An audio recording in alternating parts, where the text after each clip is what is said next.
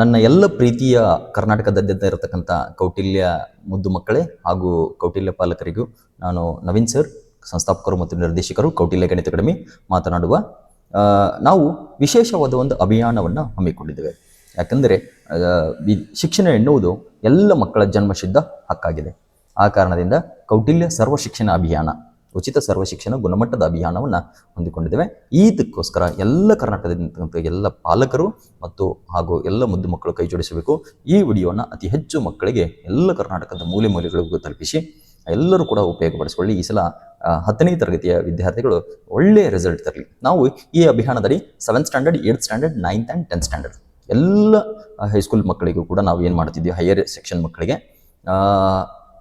Maths, ವಿಜ್ಞಾನ ಮತ್ತು ಸಮಾಜ ವಿಜ್ಞಾನ ಮತ್ತು ಇಂಗ್ಲೀಷ್ ಗ್ರಾಮರ್ ಎಂಟರ್ದು ಏನಿದೆಯಲ್ಲ ಮೋಸ್ಟ್ ಇಂಪಾರ್ಟೆಂಟ್ ಎಕ್ಸಾಮಿಗೆ ರಿಪೀಟ್ ಆಗ್ತಕ್ಕಂಥ ಪ್ರಶ್ನೆಗಳನ್ನು ಮತ್ತು ಅದಲ್ಲದೆ ಹಳೆ ಪ್ರಶ್ನೆ ಪತ್ರಿಕೆಗಳನ್ನು ಕೂಡ ಬಿಡಿಸ್ತಿರ್ತೀವಿ. ಹಳೆ ಪ್ರಿವಿಯಸ್ ಇಯರ್ ಕ್ವಶನ್ಸ್ಗಳನ್ನು ಬಿಡಿಸ್ತೀವಿ. ಇದು ICSE, CBSE ಮತ್ತು ಎಲ್ಲ ಸ್ಟೇಟ್ ಸಿಲೆಬಸ್ ಮಕ್ಕಳಿಗೂ ಕೂಡ ಅನುಕೂಲವಾಗಲಿದೆ. ಹಾಗಾದರೆ ಈ ವಿಡಿಯೋನ ಭಾಗವಾಗಿ, ಈ ಅಭಿಯಾನದ ಭಾಗವಾಗಿ ನಾವು ಇವತ್ತು peer of linear equations in 2 variables ಈ ಚಾಪ್ಟರ್ನ ತಗೋತೀವಿ. ಅಂದರೆ ಕನ್ನಡದಲ್ಲಿ 2 ಚರಾಕ್ಷರಗಳಿರುವ ನಿತ್ಯ ಸಮೀಕರಣಗಳು, ನಿತ್ಯ ರೇಖಾತ್ಮಕ ಸಮೀಕರಣಗಳು ಅಂತ ಕೂಡ ಕರಿತೀವಿ. ತಿಳಿತಲ್ಲ, pair of linear equations in 2 variables ಇದು ಬಹಳ ಇಂಪಾರ್ಟೆಂಟು. ಸಕಸ್ಸಲ ಎಕ್ಸಾಮ್ಸ್ನಲ್ಲಿ ಈ ಸೆಕ್ಷನ್ಲಿಂದ ವೇಟೇಜು ಕೂಡ ಜಾಸ್ತಿ ಇದೆ. ಆ ಕಾರಣದಿಂದ ಇಲ್ಲಿ ಪ್ರಮುಖವಾಗಿ 3 ಮೆಥಡ್ಗಳಿವೆ, 3 ಪದ್ಧತಿಗಳಿವೆ. ಅದನ್ನು ನೀವು ಚೆನ್ನಾಗಿ ಪ್ರಾಕ್ಟೀಸ್ ಮಾಡಿದ್ದಂದ್ರೆ ಹೈ ಸ್ಕೋರಿಂಗ್ ಏರಿಯಾನೂ ಕೂಡ ಆಗಿದೆ. ಇಲ್ಲಿ ನೀವು ಗಮನ ಕೊಟ್ಟು ಚೆನ್ನಾಗಿ ಪ್ರಾಕ್ಟೀಸ್ ಮಾಡ್ಕೊಳ್ಳಿ. ತಿಳಿತಲ್ಲ, ಇಲ್ಲಿ ಯಾವುದಾದಂತಂದರೆ ಒಂದು ಎಲಿಮಿನೇಷನ್ ಮೆಥಡ್. ಒಂದೇ ಮೆಥಡ್ ಯಾವುದ್ರಿ? ಎಲಿಮಿನೇಷನ್ ಮೆಥಡ್, ನಾವು ವರ್ಜಿಸುವ ವಿಧಾನ ಅಂತ ಕರಿತೀವಿ. ನೆಕ್ಸ್ಟ್ ಇನ್ನೊಂದು method substitution method. Substitution method ಅಂತಂತಂದ್ರೆ ಏನು? ಆದೇಶ ವಿಧಾನ ಅಂತ ಕರಿತೀವಿ. ಇದು ಒಂದೇ ಮೆಥಡು, ಇದು ಎರಡನೇ ಮೆಥಡು. ಇನ್ನೊಂದು ಗ್ರಾಫಿಕಲ್ ಮೆಥಡ್ ಅಂದರೆ ನಕ್ಷಾ ವಿಧಾನ ಅಂತ ಕರಿತೀವಿ. ಈ 3ಗಳಲ್ಲಿ ಪಿಕ್ಸ್ ಲೆಕ್ಕ ಬರ್ತದೆ. ಗ್ರಾಫಿಕಲ್ ಮೆಥಡ್ ಅಂತೂ ಕಂಪಲ್ಸರಿ ಇದೊಂದು ಬರ್ತದೆ, 4 ಮಾರ್ಕ್ಸಿಂದ ಒಂದು ಲೆಕ್ಕ ಇರ್ತದೆ. ಅದಾದ ನಂತರ ಇದು 3 ಮಾರ್ಕ್ಸು, ಇದು ಕೂಡ 3 ಮಾರ್ಕ್ಸ್ ಲೆಕ್ಕ ಇರ್ತದೆ ನೆನ್ಪಿಟ್ಕೊಳ್ಳಿ. ಆ ಕಾರಣದಿಂದ ಅತಿ ಹೆಚ್ಚು ವೇಟೇಜ್ ಇರುವುದ ಕಾರಣದಿಂದ ಎಲ್ಲ ಮಕ್ಕಳು ಈ ಚಾಪ್ಟರ್ನ ಚೆನ್ನಾಗಿ ಕಲೀರಿ. ಇಲ್ಲಿ ಎಕ್ಸಾಕ್ಟ್ಲಿ ಎಕ್ಸಾಮ್ಗೆ ರಿಪೀಟ್ ಆದಂಥ ಹಳೆ ಕ್ವಶನ್ ಪೇಪರ್ಸ್ಗಳಲ್ಲಿ ರಿಪೀಟ್ ಆದಂಥ ಪ್ರಶ್ನೆಗಳನ್ನೇ ಕೂಡ ತೆಗೆದುಕೊಳ್ತಿದ್ದೀನಿ ನಾನು. ಹೀಗಾಗಿ ನೀವು ಇಲ್ಲಿ ಚೆನ್ನಾಗಿ ಈ ಪ್ರಾಕ್ಟೀಸ್ ಮಾಡಿ ಒಳ್ಳೆಯ ಸ್ಕೋರನ್ನು ಕೂಡ ಮಾಡ್ಬೋದಾಗಿದೆ. ಇಲ್ಲಿ ನಾನು ಮೊದಲನೇದಾಗಿ ಎಲಿಮಿನೇಷನ್ ಮೆಥಡನ್ನು ತೊಗೊಳ್ತೀನಿ. ನಿಮಗೆ ಎಲಿಮಿನೇಷನ್ ಮೆಥಡನ್ನು ತೊಗೊಳ್ತೀನಿ. ಎಲಿಮಿನೇಷನ್ ಮೆಥಡ್ಸಲ್ಲಿ ಯಾವ ಥರ ಮಾಡಬೇಕನ್ನೋಕೆ ಒಂದು ಉದಾಹರಣೆಯನ್ನು ತೊಗೊಳ್ತೀನಿ. ಒಂದು ಲೆಕ್ಕವನ್ನು ತೊಗೊಂಡು ನಿಮಗೆ ಬಿಡಿಸ್ಲಿಕ್ಕೆ ವರ್ಜಿಸುವ ವಿಧಾನ ತೊಗೊಳ್ತೀನಿ. ನೋಡಿ, ಒಂದು ಲೆಕ್ಕವನ್ನು ತೊಗೊಳ್ಳೋಣ. x - 2y = 8 ಅಂತ ತೊಗೊಳ್ಳೋಣ. ನೆಕ್ಸ್ಟ್ ಇನ್ನೊಂದು 2x + y = 5. ಈ ಪ್ರಮುಖವಾದ ಲೆಕ್ಕವನ್ನು ತೊಗೊಂಡಿದ್ದೇನೆ. ಈ ಲೆಕ್ಕದಲ್ಲಿ ನಾವು ಏನು ಮಾಡೋಣ, ಲೆಕ್ಕವನ್ನು ಬಿಡಿಸೋಣ. CR ಯಾವ ಥರ ಬಿಡಿಸ್ಬೇಕನ್ನೋದು ಈ ವಿಧಾನವನ್ನು ಹೇಳ್ತೀನಿ, ಸ್ವಲ್ಪ ಗಮನ ಕೊಟ್ಟ ಕೇಳಿ. ಪ್ರಮುಖವಾದಂಥ ಪ್ರಶ್ನೆಯಾಗಿದೆ. ಹಾಗಾದರೆ ಇದನ್ನು ಇಕ್ವೇಷನ್ 1 ಅಂತ ಕರೆಯೋಣ, ಇದನ್ನು ಇಕ್ವೇಷನ್ 2 ಅಂತ ಕರೆಯೋಣ. ಹಾಗಾದರೆ ಮೊದಲು ಹೋದ ತಕ್ಷಣ ಏನು ಮಾಡಿ, ಬ್ರ್ಯಾಕೆಟ್ ಹಾಕಿ, 2 ಇಕ್ವೇಷನ್ಸ್ಗೆ ಸರಿಯಾಗಿ ಬ್ರ್ಯಾಕೆಟ್ ಹಾಕಿ.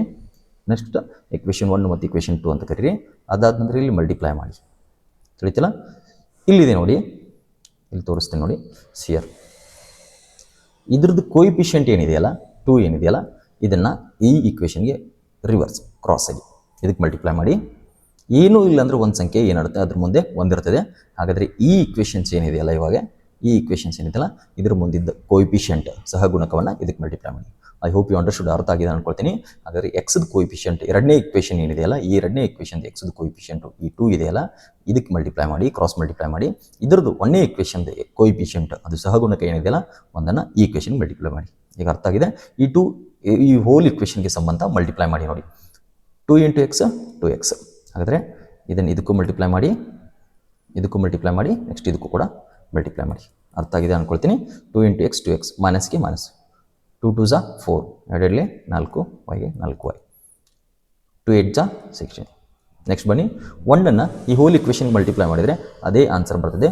2x + y = 5, 1 × 5 = 5. ಅಂದರೆ ಅದಾದ ನಂತರ ಒಂದು ಗೆರೆ ಹಾಕಿ ಈ ಥರ. ಇದು ಕೆಳಗಿನ ಇಕ್ವೇಷನ್ ಏನಿದೆಯಲ್ಲ, ಇದು ಈ ಕೆಳಗಿನ ಏನು ಇಕ್ವೇಷನ್ ಏನಿದೆಯಲ್ಲ ಪೂರ್ತಿ, ಈ ಕೆಳಗಿನ ಇಕ್ವೇಷನ್ ಕೆಳಗಿನ ಸೈನ್ ಚೇಂಜ್ ಮಾಡ್ಕೊಳ್ಳಿ. +2x ಇದ್ದರೆ -2x, +y ಇದ್ದರೆ -y, +5 ಇದ್ದರೆ -5. ಈಗೇನಾಗ್ತದೆ, +2x -2x ಕ್ಯಾನ್ಸಲ್ ಆಗ್ತದೆ. ಇಲ್ಲಿ ಪೂರ್ತಿ ಅತಿ ಹೆಚ್ಚು ವಿದ್ಯಾರ್ಥಿಗಳು ಈ ಲೆಕ್ಕಗಳನ್ನು ಎಲಿಮಿನೇಷನ್ ಮೆಥಡ್ ವರ್ಜಿಸುವ ವಿಧಾನದಲ್ಲಿ ಬಿಡಿಸುವಾಗ ಅತಿ ಹೆಚ್ಚು ಮಕ್ಕಳು ಏನು ಮಾಡ್ತಾರೆ, ಎಲ್ಲಿ ತಪ್ಪು ಮಾಡ್ತಾರೆ ಅಂದರೆ ಅದು ಕೂಡ ಇಲ್ಲಿ ಎಸ್ಪೆಷಲಿ ಇಲ್ಲಿ ಏನು ಮಾಡಿ, ಸ್ಟಾಪ್ ಮಾಡಿ, ಕಂಪ್ಲೀಟಾಗಿ ಸ್ಟಾಪ್ ಮಾಡಿ, ಇಲ್ಲೇ ಸೇವ್ ಮಾಡಿ. ಈಗ -4y ಇದೆ, ಅದಕ್ಕೆ ರಫ್ ಮಾಡ್ಕೊಳ್ಳಿ, ಸೈಡ್ ಅವಸರ ಮಾಡಬೇಡಿ. ನೆಕ್ಸ್ಟ್ ಇದು +y ಅಲ್ಲ, ಬಹಳ ಜನ ಮಕ್ಕಳು +y ತೊಗೋತೀರಿ. ಆ್ಯಕ್ಚುಲಿ ಇದು +y ಅಲ್ಲ, -y ಅಂತ ತೊಗೊಳ್ಳಿ. -y = ಮೈನಸ್ ಇದ್ದರೆ ಮೈನಸ್ ಬರೀರಿ, ಇಲ್ಲಿ ಏನೂ ಇಲ್ಲ ಅಂದ್ರೆ ಒಂದು ಸಂಖ್ಯೆ ಮುಂದೆ ಒಂದಿರ್ತದೆ. ಹಾಗಾದರೆ 4y ಮೈನಸ್, ಹಾಗಾದರೆ 4 + 1 ಕೂಡಿಸಿದರೆ ಎಷ್ಟತ್ತು 5y. ಹಾಗಾದರೆ -5y ಅನ್ನು ಇಲ್ಲಿ ಬರೀರಿ. ನೆಕ್ಸ್ಟು 16 ಇದೆ +5 ಅಲ್ಲ, ಇವಾಗ -5 ಇಲ್ಲಿ ಬರೀ, ರಫ್ ಮಾಡಿ. 16 - 5 ಎಷ್ಟು ಬರ್ತದೆ 11 ಬರ್ತದೆ. ಆದರೆ 11 ಇಲ್ಲಿ ಬರೀರಿ. ಈಗ -5 × y = 11, y = 11 ಇಂಟು ಇದ್ದರೆ ಏನಾಗ್ತದೆ ಡಿವೈಡ್ ಆಗ್ತದೆ, -5 ಡಿವೈಡ್ ಆಗ್ತದೆ. ಹಾಗಾದರೆ y ಮೈನಸ್ ಮೇಲೆ ತೊಗೊಳ್ಳಿ, -11/5 ಏನಾಗಿದೆ, ಇದು y ಯ ಬೆಲೆಯಾಗಿದೆ. 3 ಮಾರ್ಕ್ಸ್ ಲೆಕ್ಕದೆ, ಅತಿ ಹೆಚ್ಚು ಗಮನ ಕೊಟ್ಟು ಕೇಳಿ, ತಿಳ್ಕೊಳ್ಳಿ ಸಿಯರ್. ಈಗ ಬನ್ನಿ ನೆಕ್ಸ್ಟು ಈ ರಫನ್ನು ಅಳಕಿಸ್ತೀನಿ ನೋಡಿ. ಇಲ್ಲಿ ಬನ್ನಿ. ಈಗ ನೆಕ್ಸ್ಟ್ ಏನಿದೆಯಲ್ಲ, y ಬೆಲೆ ಸಿಕ್ಕ ನಂತರ x ಬೆಲೆನ ಕಂಡುಹಿಡಿಯೋದು. ಯಾವ ಥರ x ಬೆಲೆಯನ್ನು ಕಂಡುಹಿಡಿಬೇಕಂದ್ರೆ ಯಾವುದಾದ್ರೂ ಈಸಿ ಇದ್ದ ಇಕ್ವೇಷನ್ ತೊಗೊಳ್ಳಿ. ಇಕ್ವೇಷನ್ 1 ಅಥವಾ ಒರಿಜಿನಲ್ ಇಕ್ವೇಷನ್ ತೊಗೋಬೇಕು. ಇಕ್ವೇಷನ್ 1 ಅಥವಾ ಇಕ್ವೇಷನ್ 2 ಅನ್ನು ತೊಗೊಳ್ಳಿ. ಇಕ್ವೇಷನ್ 1 ತೊಗೋತೀನಿ ನಾನು. ಹಾಗಾದರೆ ಫ್ರಮ್ 1 ಅಂತ ಬರಿತೀನಿ ಸಿಯರ್. ಯಾವುದು 1 ಇಕ್ವೇಷನ್, x - 2y. ಈಸಿ ಇದ್ದ ಇಕ್ವೇಷನ್ ತೊಗೊಳ್ಳಿ, ಸರಿತಲ್ಲ. ಅಂದ್ರೆ ಕ್ಯಾಲ್ಕುಲೇಷನ್ಗೆ ಈಸಿ ಆಗ್ತದೆ, ಟಫ್ ಆಗ್ಲಿಕ್ಕೆ ಮಾಡ್ಲಿಕ್ಕೆ ಹೋಗಬೇಡಿ. ಎಕ್ಸ್ಗೆ x ಬರಿತೀನಿ, -2ಗೆ 2 ಬರಿತೀನಿ. y ಬೆಲೆ ಈಗ ಆಲ್ರೆಡಿ ನಾವು ಇಲ್ಲಿ ಕಂಡುಹಿಡಿದಿದ್ವಿ. ಈ y ಅಲ್ಲಿನ ಸಬ್ಸ್ಟಿಟ್ಯೂಟ್ ಮಾಡಿ. y ಬೆಲೆ ಏನಾಗ್ತದೆ -11/5. ಹಾಗಾದರೆ ಬ್ರ್ಯಾಕೆಟ್ಗೆ ಬ್ರ್ಯಾಕೆಟು = 8. ಹಾಗಾದರೆ ಎಕ್ಸಿಗೆ ಎಕ್ಸು ಮೈನಸ್ ಇಂಟು ಮೈನಸ್ ಏನಾಗ್ತದೆ ಪ್ಲಸ್ ಆಗ್ತದೆ. 2 11 22 ಆಗ್ತದೆ, ದೊಡ್ಡದು 5 ಆಗ್ತದೆ, = 8. ಅರ್ಥ ಆಗಿದೆ ಅಂದ್ಕೊಳ್ತೀನಿ. ಈಗೇನಿದೆಯಲ್ಲ ಎಕ್ಸ್ ಇದೆ, ಎಕ್ಸ್ ಇದು ಟೋಟಲ್ ಒಂದು ಸೆಟ್ ಇದೆ, ನೆನ್ಪಿಟ್ಕೊಳ್ಳಿ +22/5 ಅತ್ತ ಹೋದರೆ ಮೈನಸ್ ಆಗ್ತದೆ, = 10 ಜಂಪ್ ಆದರೆ ಸೈನು ಚೇಂಜ್ ಆಗ್ತದೆ. ಅದು ಯಾವಾಗಲೂ ಗಮನ ಇರಲಿ ಮಕ್ಕಳೇ. 8 ಸಾರಿ, ಇದು -5 ಆಗ್ತದೆ. ಅರ್ಥ ಆಗಿದೆ. ಈಗ ಏನೂ ಅನಿಲ್ಲ ಅಂದ್ರೆ ಒಂದು ಸಂಖ್ಯೆ ಕೆಳಗೆ ಒಂದಿರ್ತದೆ. ಈಗ ನೀವು ಯಾವ ಮೆಥಡನ್ನು ಯೂಸ್ ಮಾಡ್ತೀರಿ ಅಂದರೆ ಬಟರ್ಫ್ಲೈ ಮೆಥಡನ್ನು ಯೂಸ್ ಮಾಡ್ಕೊಳ್ಳಿ. ಬಟರ್ಫ್ಲೈ ಮೆಥಡ್ ಅಂದರೆ LCM ಕಂಡುಹಿಡಿತೀರಿ ನೀವು ಸಾಮಾನ್ಯವಾಗಿ. ಇಲ್ಲಿ ನಾವು ಬಟರ್ಫ್ಲೈ ಮೆಥಡ್ ಅಂತ ಈಸಿ ಆಗ್ತದೆ. ಯಾವ LCM ತೊಗೊಂಡು ತಲೆಬೇನೂ ಕೂಡ ಇರಲ್ಲ. ಈ ಮೆಥಡನ್ನು ಫಾಲೋ ಮಾಡಿ ಅಗದಿ ಈಸಿ ಆಗ್ತದೆ, ಆಯ್ತಲ್ಲ. ಫಸ್ಟ್ ಏನದು ಇನ್ನೊಂದು ಸಲ ಹೇಳ್ತೀನಿ ನೋಡಿ. ಬಟರ್ಫ್ಲೈ ಮೆಥಡ್ ಅಂತಂದರೆ ಫಸ್ಟು ಇದನ್ನು ಮಲ್ಟಿಪ್ಲೈ ಮಾಡಿ ಗುಣಿಸಿ, ನೆಕ್ಸ್ಟ್ ಇದನ್ನು ಮಲ್ಟಿಪ್ಲೈ ಮಾಡಿ ಗುಣಿಸಿ, ಅದಾದ ನಂತರ ಇದಕ್ಕೆ ಕೆಳಗೆ ಏನು ಮಾಡಿ ಮಲ್ಟಿಪ್ಲೈ ಮಾಡಿ, ಸರಿತಾ. ಅರ್ಥ ಆಗಿದೆ ನೋಡಿರಿ. ಮೊದಲಿಗೆ ಇದನ್ನು ಈ ರೆಕ್ಕೆ ತೊಗೊಳ್ಳಿ. 5 8 40, ಒಂದು ನಿಮಿಷ, = ಹಾಕಿ x = 5 8 40, ಮೈನಸ್ಗೆ ಮೈನಸ್, 1 2 22. ನೆಕ್ಸ್ಟ್ ಅದಾದ ನಂತರ ಕೆಳಗಿಂದ ಗುಣಿಸಿ, 1 5 5 ಅಥವಾ 1 5 5. ಈಗ ನೋಡಿ ಎಷ್ಟು ಬರ್ತದೆ. ಹಾಗಾದರೆ 40 ಒಳಗೆ 22 ಕಳೆದ್ರೆ ಎಷ್ಟು ಬರ್ತದೆ ಅಂತ ಕೇಳಿದಾನೆ. 40 ಒಳಗೆ 22 ಕಳೆದ್ರೆ ನೆಕ್ಸ್ಟ್ ಗಮನ ಕೊಡಿ 18 ಬರ್ತದೆ, ಸರಿತಾ. ಅರ್ಥ ಆಗಿದೆ ಅಂದ್ಕೊಳ್ತೀನಿ ಶಿಯರ್. ಬೇಕಾದ್ರೆ ರಫನ್ನು ಕೂಡ ಮಾಡಿ, ಅವಸರ ಮಾಡ್ಲಿಕ್ಕೆ ಹೋಗಬೇಡಿ. 1 ತೊಗೊಳ್ಳಿ ಶಿಯರ್, 1 ತೊಗೊಳ್ಳಿ. 10 ಒಳಗೆ 2 ಕಳೆದ್ರೆ 8 ಬರ್ತದೆ, ಅದಾದ 3 ಕಳೆದ್ರೆ 1 ಬರ್ತದೆ, 18. ರಫ್ ಕೂಡ ಮಾಡಿ ಹಚ್ಚಿ ಅವಸರ ಮಾಡ್ಲಿಕ್ಕೆ ಹೋಗಬೇಡಿ. ಯಾಕಂದರೆ ಇದು 10th ಸ್ಟ್ಯಾಂಡರ್ಡ್ ಬೋರ್ಡ್ ಎಕ್ಸಾಮ್ ಇರ್ತದೆ. ನೀವು ಅವಸರ ಮಾಡಿದಾಗ ತಪ್ಪಾಗೋ ಚಾನ್ಸಸ್ ಇದೆ. 5ಗೆ 5. ಹಾಗಾದರೆ x = 18/5 ಏನಾಗಿದೆ, ಇದು ಫೈನಲ್ ಆನ್ಸರ್ ಆಗಿದೆ. ಐ ಹೋಪ್ ಯು ಅರ್ಥ ಆಗಿದೆ ಅಂದ್ಕೊಳ್ತೀನಿ. ಎಲಿಮಿನೇಷನ್ ಮೆಥಡ್ ಒಳಗೆ ಈ ಥರ ಬಿಡಿಸಿ ಮತ್ತು ಆನ್ಸರ್ಗೆ ಎಕ್ಸು ಮತ್ತು ವ್ಯಾಯು ಬೆಲೆಗೆ ಏನಿದೆಯಲ್ಲ ಸರಿಯಾಗಿ ಬಾಕ್ಸನ್ನು ಹಾಕಿ, ಇದು ಬಹಳ ಪ್ರಮುಖವಾಗಿದೆ. ಇದಕ್ಕೆ ನಾವು ವರ್ಜಿಸೋ ವಿಧಾನ ಅಂತ ಕರಿತೀವಿ. ಇದು 3 ಮಾರ್ಕ್ಸ್ ಲೆಕ್ಕ ಫೈನಲ್ ಬೋರ್ಡ್ ಎಕ್ಸಾಮ್ಗೆ ಪ್ರತಿ ವರ್ಷ ಬರ್ತದೆ, ಗಮನ ಇಟ್ಕೊಳ್ಳಿ. ಅದಾದ ನಂತರ ಬೇರೆ ಲೆಕ್ಕವನ್ನು ತೊಗೊಳ್ಳೋಣ. ಇವಾಗ ಸಬ್ಸ್ಟಿಟ್ಯೂಷನ್ ಮೆಥಡಿಗೆ ಒಂದು ಲೆಕ್ಕವನ್ನು ಬಿಡಿಸ್ತೀನಿ ನಾನು. ಸಬ್ಸ್ಟಿಟ್ಯೂಷನ್ ಮೆಥಡನ್ನು ಕೂಡ ತೊಗೊಂಡು ಇಲ್ಲಿ ಬನ್ನಿ. ನೆಕ್ಸ್ಟ್ ಅದಾದ ನಂತರ ಇಲ್ಲಿ ಶಿಯರ್.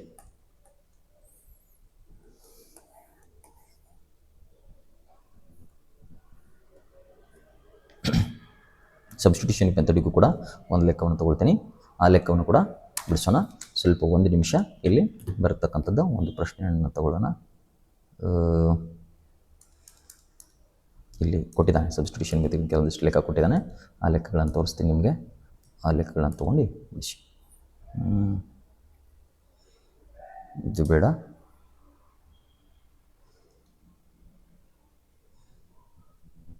ಇಲ್ಲಿ ಕೊಟ್ಟಿದ್ದಾನೆ ನೋಡಿ, ಲೆಕ್ಕವನ್ನು ಕೊಟ್ಟಿದ್ದಾನೆ. ಆದರೆ ಸಬ್ಸ್ಟಿಟ್ಯೂಷನ್ ಮೆಥಡ್ಗೆ ಇಲ್ಲೊಂದು ಲೆಕ್ಕವನ್ನು ಕೊಟ್ಟಿದ್ದಾನೆ, ಇಲ್ಲಿ ತೋರಿಸ್ತೀನಿ ನೋಡಿ. ಈ ಲೆಕ್ಕವನ್ನು ತೊಗೊಂಡು ಬಿಡಿಸೋಣ ಅಂತ. ಶಿಯರ್ ಆಲ್ರೆಡಿ ಸಾಲ್ಡ್ ಎಕ್ಸಾಂಪಲ್ಸ್ ಇದೆ. ಸಾಲ್ಡ್ ಎಕ್ಸಾಂಪಲ್ಸ್ಗಳನ್ನು ಕೂಡ ಯಾವುದೇ ಎಕ್ಸಾಂಪಲ್ಸ್ಗಳು ಬಿಡಲಾರ್ದೆ ಬಿಡಿಸಿ. ಸಾಲ್ಡ್ ಎಕ್ಸಾಂಪಲ್ಸ್ಗಳು ಬಹಳ ಪ್ರಮುಖವಾಗ್ತವೆ, ಆಯ್ತಲ್ಲ. ಈಗ ನೋಡಿ ಇದನ್ನು ತೊಗೊಳ್ತೀನಿ. ಇದಕ್ಕಿಂತ ಮೊದಲು ಈ ಇಕ್ವೇಷನ್ ತೊಗೊಳ್ಳೋಕ್ಕಿಂತ ಬಿಫೋರ್ ಇನ್ನೊಂದು ಇಕ್ವೇಷನ್ ತೊಗೊಳ್ಳೋಣ, ನೋಡೋಣ.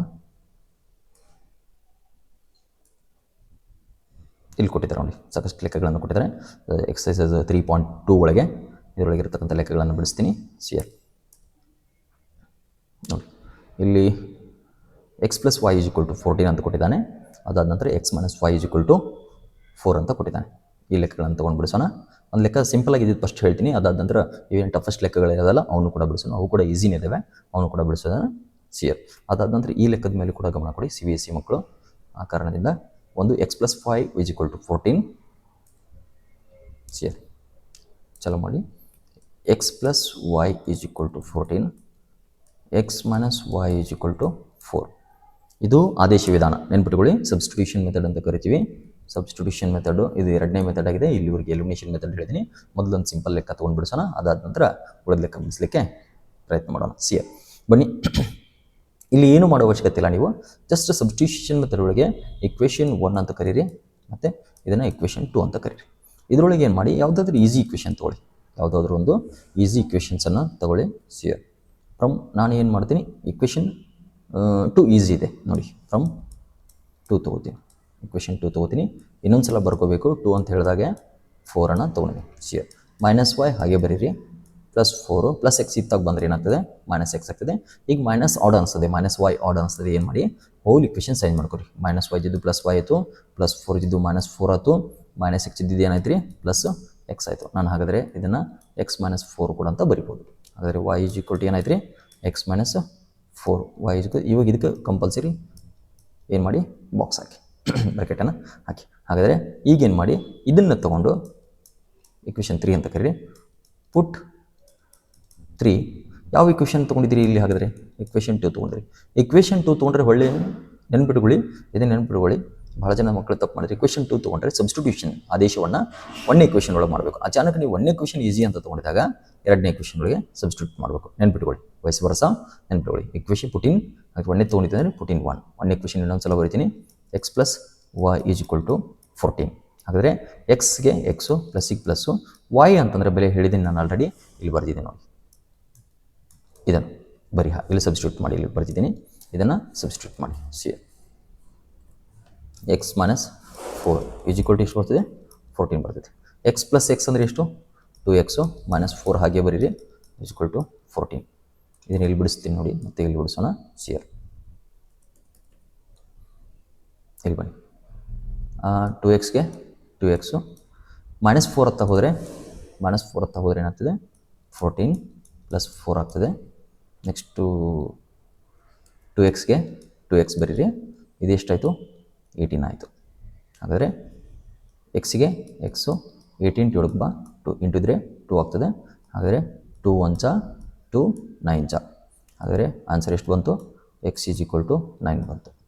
ಬಹಳ ಗಮನ ಕೊಡಿ, ಇದು ಕೂಡ 3 ಮಾರ್ಕ್ಸ್ ಕ್ವಶನ್ಸ್ ಆಗಿದೆ. ಆ ಕಾರಣದಿಂದ ಬಹಳ ಗಮನ ಕೊಡಿ. ಸಿಯರ್ x = 9 ಬಂತು.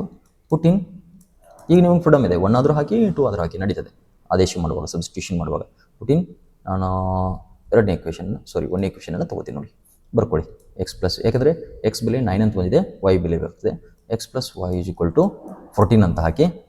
ಈಗ x ಬೆಲೆ ಗೊತ್ತಿದೆ ನಿಮಗೆ, 9 + y = 14. ಯಾಕಂದರೆ x ಬೆಲೆಯಲ್ಲಿ ಕಂಡಿದ್ದೀವಿ. y +14 - 9. ಆನ್ಸರ್ ಎಷ್ಟು ಬಂತು, 5 ಬಂತು. y = 5. ಆದರೆ x ಮತ್ತು y ಬೆಲೆ ಎರಡೂ ಬೆಲೆ ಸಿಕ್ಕಿದೆ ನೋಡಿ. ಹಾಗಾದರೆ ಕೊನೆಗೆ ನೀವು ಮಾಡಿದ ಲೆಕ್ಕ ತಪ್ಪಿದೆಯೋ ಕರೆಕ್ಟ್ ಇದೆಯೋ ಅನ್ನೋದು ಬಹಳ ಕನ್ಫರ್ಮ್ ಮಾಡ್ಕೊಳ್ಳಿ, ವೆರಿಫಿಕೇಷನ್ ಮಾಡಿ, ತಾಳೆಯನ್ನು ನೋಡಿ. ಇಲ್ಲ ಅಂತಂದರೆ ಫೈನಲ್ ಎಕ್ಸಾಮಿಗೆ ಹೋಗಿರ್ತೀರ, ನೀವು ಹಾಗೆ ಏನೋ ಒಂದು ಆನ್ಸರು ಇಲ್ಲಿ +5 ಬರೋಬದ್ಲಿ -5 ಬಂದಿದೆ ಅಂದರೆ ತಪ್ಪಾಗೋ ಸಾಧ್ಯತೆ ಇರ್ತದೆ. ಹಾಗಾಗಿ ಮಾರ್ಕ್ಸ್ ಕಳ್ಕೊಬೇಡಿ, ವೆರಿಫಿಕೇಷನ್ ಹಾಕಿಬಿಟ್ರೆ ನಿಮ್ಗೆ ಅದು ಈಸಿ ಆಗಿದೆ. ಯಾವುದೊಂದು ಈಸಿ ಇಕ್ವೇಷನ್ ತೊಗೊಳ್ಳಿ, x - 2ನೇ ಇಕ್ವೇಷನ್ ತೊಗೋತೀನಿ, x - y = 4. x ಅಂದರೆ ಎಷ್ಟು ಬರ್ತದೆ ರೀ, x ಅಂದರೆ 9 - y ಅಂದರೆ ಎಷ್ಟು ರೀ, 5. ಹಾಗಾದರೆ ಇಲ್ಲಿ 4 ಇಲ್ಲಿ 4 = 4. ನೀವು ಮಾಡಿದ ಲೆಕ್ಕ ತಪ್ಪು ಕರೆಕ್ಟ್ ಆಗಿದೆ ಅಂತಂದ್ರೆ, ಅಚಾನಕ್ ಏನಾದರೂ ಸ್ವಲ್ಪ ಮಿಸ್ಟೇಕ್ ಇದ್ದರೆ ಇಡೀ ಲೆಕ್ಕ ಕಾಟ್ ಹಾಕ್ಲಿಕ್ಕೆ ಹೋಗಬೇಡಿ. ಏನು ಮಾಡಿ, ಅಲ್ಲಿ ಸ್ವಲ್ಪ ಐಡೆಂಟಿಫೈ ಮಾಡಿ, ಇನ್ನೊಂದು ಸಲ ರಿವೈಸ್ ಮಾಡಿ, ಅದನ್ನು ಅಷ್ಟು ಲೆಕ್ಕವನ್ನು ಕಣ್ಣು ಹಾಸಿ. ಅದಾದ ನಂತರ ಗೊತ್ತಾಗ್ತದೆ ನೀವು ಎಲ್ಲಿ ತಪ್ಪು ಮಾಡಿದಿರಿ ಅಂತ ಗೊತ್ತಾಗ್ತದೆ. ಅದಾದ ನಂತರ ಡಿಸೈಡ್ ಮಾಡ್ಕೊಳ್ಳಿ.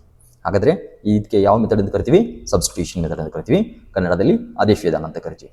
ಅಂದರೆ ಪ್ರಮುಖವಾದಂಥದ್ದು ಲೆಕ್ಕಗಳು ಕೂಡ ಇವು. ಈ ಲೆಕ್ಕಗಳು ಕೂಡ ನೆನ್ಪಿಟ್ಕೊಳ್ಳಿ, ಸರಿಯಾಗಿ ಪ್ರಾಕ್ಟೀಸ್ ಮಾಡಿ, ತಿಳಿತಲ್ಲ.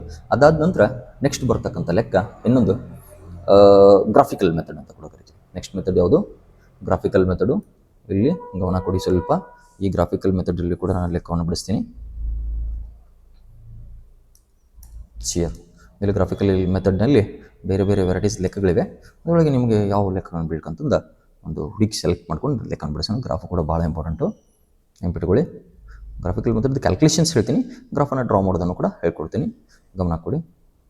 ಇಲ್ಲಿ ಗ್ರಾಫಿಕಲ್ ಮೆಥಡ್ದು ಒಂದು ನಿಮಿಷ. ಗ್ರಾಫಿಕಲ್ ಮೆಥಡ್ನಿಗೆ ಒಂದು ಲೆಕ್ಕವನ್ನು ನಾನೇ ತಗೊಳ್ಕೊಳ್ಳೋಣ.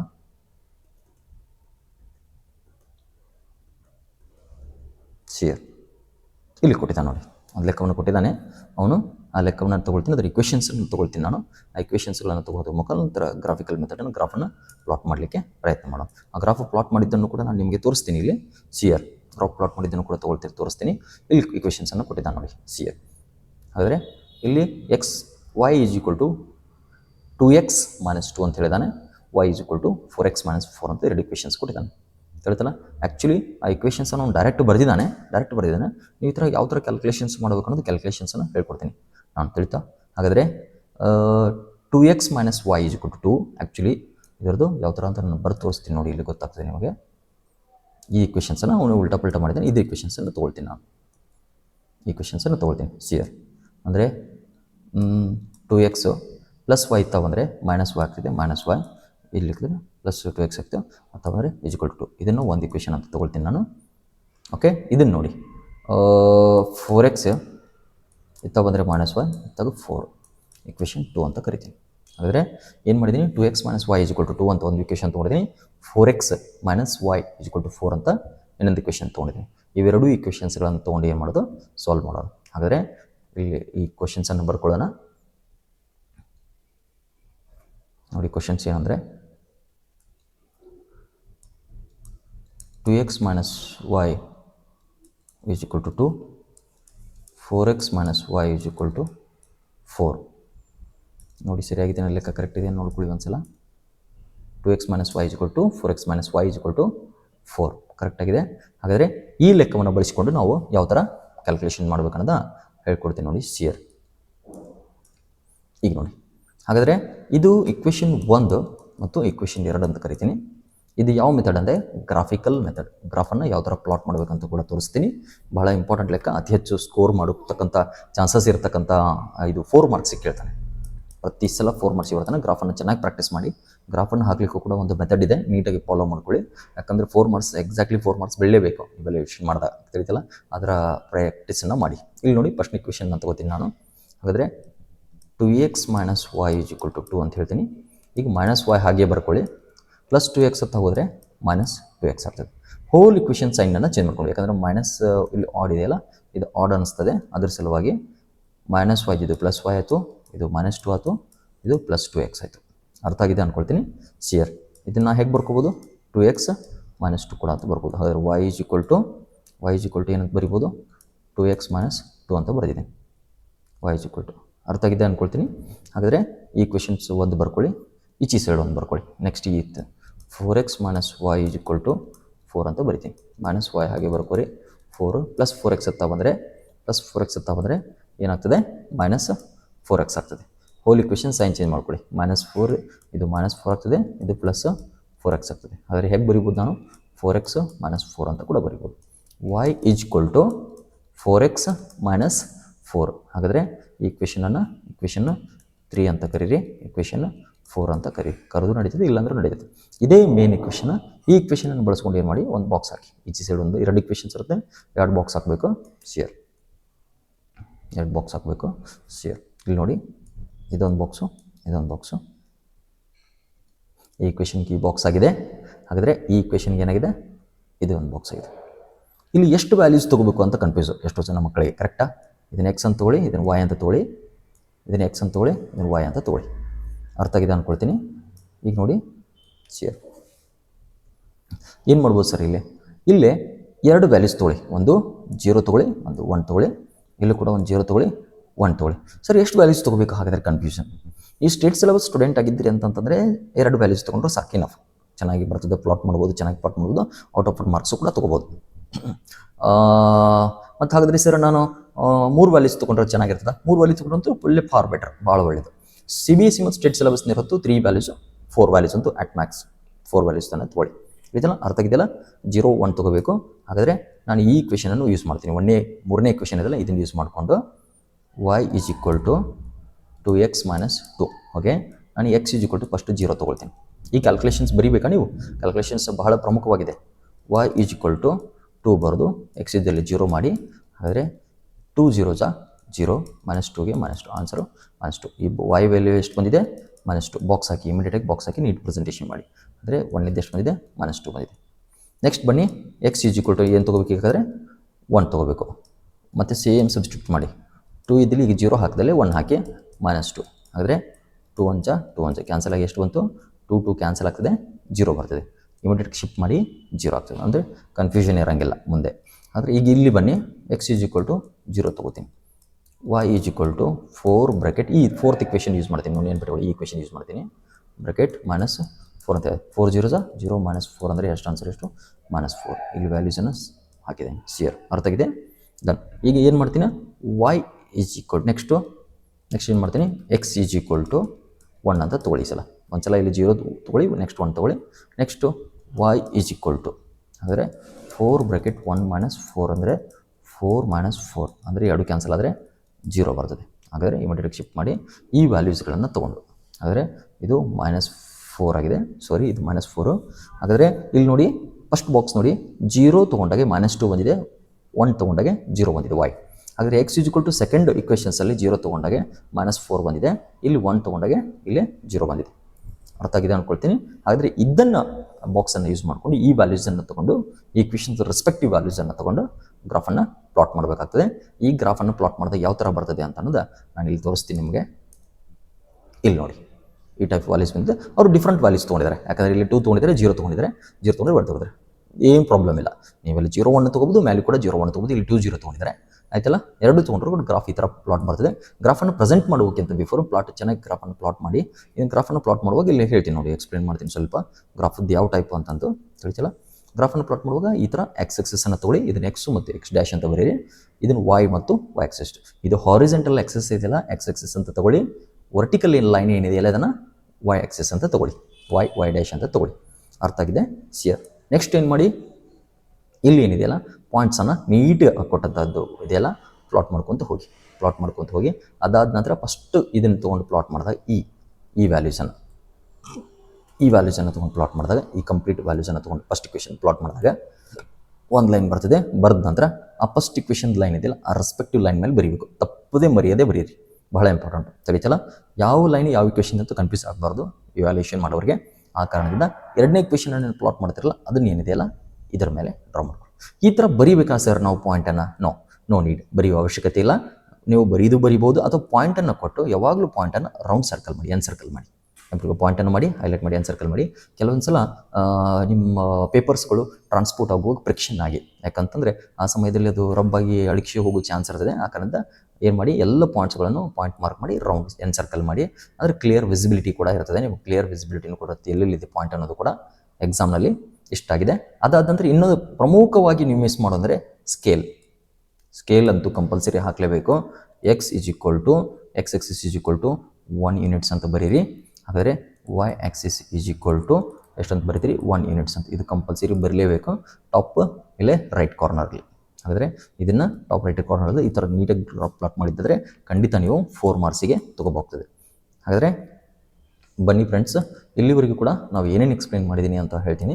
ಸಿಯರ್ ಯಾವುದು ಚಾಪ್ಟರು? ಇದು peer of linear equations in 2 variables. ಈ ಚಾಪ್ಟರ್ಸನ್ನು ಕವರ್ ಮಾಡಿದ್ದೀನಿ. ಇದರೊಳಗೆ ಬರ್ತಕ್ಕಂಥ ಪ್ರಮುಖವಾದಂಥ ಯಾವುದಂತಂದರೆ ಯಾವ ಮೆಥಡ್ಸ್ಗಳು ಬರ್ತಾವೆ ಅಂತಂದರೆ, ಒಂದನೇದು ಎಲಿಮಿನೇಷನ್ ಮೆಥಡನ್ನು ಹೇಳಿದ್ದೀನಿ, ವರ್ಜಿಸೋ ವಿಧಾನ. ಎರಡನೇದು ಬಂದುಬಿಟ್ಟು ಯಾವುದು? ಸಬ್ಸ್ಟಿಟ್ಯೂಷನ್ ಮೆಥಡ್, ಆದೇಶ ವಿಧಾನ. ಇದು 3 ಮಾರ್ಕ್ಸಿಗೆ ಹಾಗೂ ಇದು 3 ಮಾರ್ಕ್ಸಿಗೆ ಕೇಳೋ ಚಾನ್ಸಸ್ ಹೈಪರ್ ಪ್ರಾಬಬಿಲಿಟಿ ಇದೆ. ಮತ್ತು ನಾಲ್ಕನೇದು ಬಂದುಬಿಟ್ಟು ಗ್ರಾಫಿಕಲ್ ಮೆಥಡ್ 4 ಮಾರ್ಕ್ಸಿಗೆ ಅದನ್ನು ಫಿಕ್ಸ್ ಲೆಕ್ಕ ಇರ್ತದೆ. ಬಹಳ ಗಮನ ಕೊಡಿ ಇದರ ಮೇಲೆ. ಇಲ್ಲಿವರೆಗೂ ಕೂಡ ಈ ಚಾಪ್ಟರ್ನ ನೀವು ಅರ್ಥ ಮಾಡ್ಕೊಂಡಿದೆ ಅಂದರೆ ಪ್ರಮುಖವಾದ ವಿಷಯಗಳಿರ್ತದೆ. ಮತ್ತೆ ರಿವಿಷನ್ ಇನ್ನೊಂದು ವಿಡಿಯೋಸನ್ನು ಬಿಡ್ತೀನಿ. ಪ್ರಮುಖವಾದಂಥ ಪ್ರಶ್ನೆಗಳನ್ನು, ಕೇಸ್ ಸ್ಟಡೀಸ್ ಬೇಸ್ಡ್ ಪ್ರಶ್ನೆಗಳನ್ನು ಕೂಡ ಸಾಲ್ವ್ ಮಾಡ್ತೀನಿ. ಅರ್ಥ ಮಾಡ್ಕೊಂಡಿದ್ದೀರಿ ಅಂದ್ಕೊಳ್ತೀನಿ. ಇಲ್ಲಿಗೆ ಹೇಳ್ತಾ ಈ ವಿಡಿಯೋನ ಅತಿ ಹೆಚ್ಚು ಮಕ್ಕಳಿಗೆ, ಕರ್ನಾಟಕದಂಥ ಎಲ್ಲ ಮಕ್ಕಳಿಗೂ ಕೂಡ ಶೇರ್ ಮಾಡಿ. ಎಲ್ಲರೂ ಕೂಡ ಬಳಸ್ಕೊಳ್ಳಿ. ಎಲ್ಲ ಮಕ್ಕಳಿಗೂ ಕೂಡ ಒಳ್ಳೆಯದಾಗಲಿ. ಈ ಸಲ ಒಳ್ಳೆ ಚೆನ್ನಾಗಿ ಬರಲಿ. ಧಾರವಾಡ ಜಿಲ್ಲೆಯಲ್ಲ, ಇಡೀ ಕರ್ನಾಟಕದ ಎಲ್ಲ ವಿದ್ಯಾರ್ಥಿಗಳ ರಿಸಲ್ಟ್ ಚೆನ್ನಾಗಿ ಬರಲಿ ಅಂತ ಆಶಿಸ್ತಾ, ನಾನು ಈ ಕೌಟಿಲ್ಯ ಗಣಿತ ಅಕಾಡೆಮಿಯ ವತಿಯಿಂದ ಶುರುವಾದಂಥ ಕೌಟಿಲ್ಯ ಸರ್ವ ಶಿಕ್ಷಣ ಅಭಿಯಾನವನ್ನು ಯಶಸ್ವಿಗೊಳಿಸಿ ಅಂತ ಎಲ್ಲರಲ್ಲಿ ಕೇಳ್ಕೊಳ್ತಾ, ನಾನು peer of linear equations in 2 variables ಈ ಚಾಪ್ಟರ್ನ ಮೈಂಡ್ ಅಪ್ ಮಾಡ್ತಿದ್ದೀನಿ. ಇಲ್ಲಿಗೆ ಹೇಳ್ತಾ ಜೈ ಹಿಂದ್, ಮತ್ತು ಜೈ ಕೌಟಿಲ್ಯ ಅಂತ ಹೇಳ್ತಾ